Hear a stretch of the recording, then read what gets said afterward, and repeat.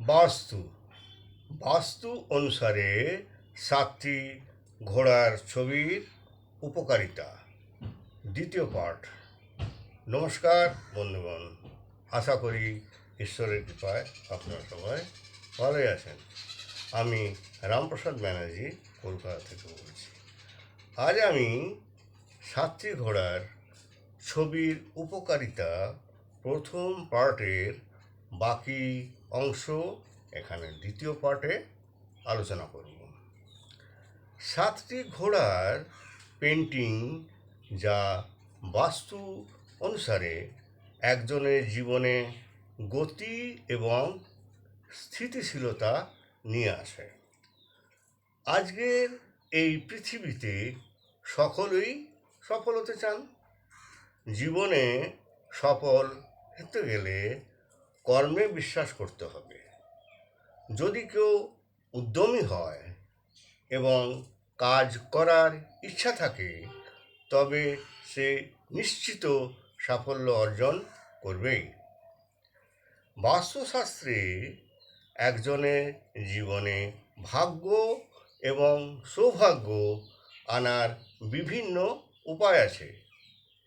এরকম একটি উপায় হলো 7 ঘোড়ার পেন্টিং, যা বাস্তু অনুসারে একজনের জীবনে গতি এবং স্থিতিশীলতা নিয়ে আসে। হিন্দু ধর্মে ভগবান সূর্য একটি রথে চড়েন, যাতে 7টি ঘোড়া রয়েছে। এই 7টি ঘোড়া অত্যন্ত শুভ। বাস্তুতেও 7 ঘোড়ার চিত্রকলার একটি বিশেষ তাৎপর্য রয়েছে। 7টি ছুটে চলা ঘোড়ার ছবি একজনের জীবনে ইতিবাচকতা নিয়ে আসে আর নেতিবাচকতা স্পন্দন দূর করে। বাস্তুশাস্ত্র অনুসারে এই পেন্টিংটি একজনের বাড়িতে শক্তির ভারসাম্য বজায় রাখে আর শান্তি, সাফল্য এবং অগ্রগতির প্রতীক হিসাবে বিবেচিত হয়। দৌড়ানো ঘোড়া হলো গতির প্রতীক। এই শুভ পেন্টিংটি ঝুলিয়ে দিলে কেউ লক্ষ্য করতে পারে যে সে তার জীবনে যে কোনো কাজ কত দ্রুত সম্পন্ন করতে সক্ষম হয়। এই পেন্টিং একজন ব্যক্তির জীবনে আর্থিক স্থিতিশীলতা নিয়ে আসে। ফেংশুইতে ঘোড়ার সাহস, সহনশীলতা ও গতিরও প্রতীক হিসাবে মান্য করা হয়। অতএব এই পেন্টিংটি গুরুত্বপূর্ণ কারণ হলো যে এটি ভাগ্য নিয়ে আসে। এটি বাস্তুদোষ দূর করতেও সহায়ক বলে মনে করা হয়। শান্তির প্রতীক, তাই সাদা ঘোড়ার ছবি বেশি শুভ বলে মনে করা হয়।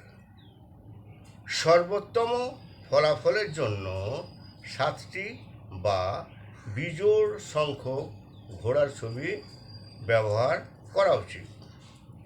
ঘোড়ার ছবি ঝোলানোর সময় ঘোড়ার মুখ যেন ঘর বা অফিসের ভেতরের দিকে থাকে, তা নিশ্চিত করতে হবে।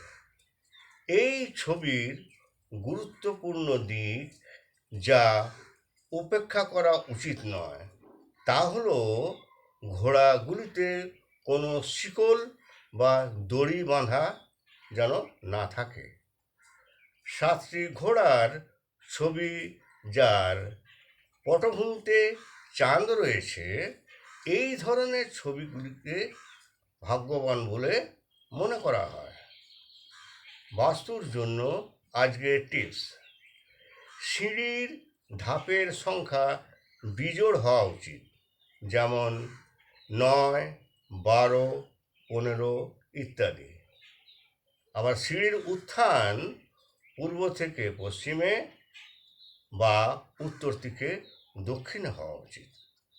ভিডিওটি যদি ভালো লেগে থাকে তাহলে ভিডিওটি লাইক ও শেয়ার করবেন এবং চ্যানেলটিকে সাবস্ক্রাইব করার জন্য অনুরোধ রইল। ধন্যবাদ।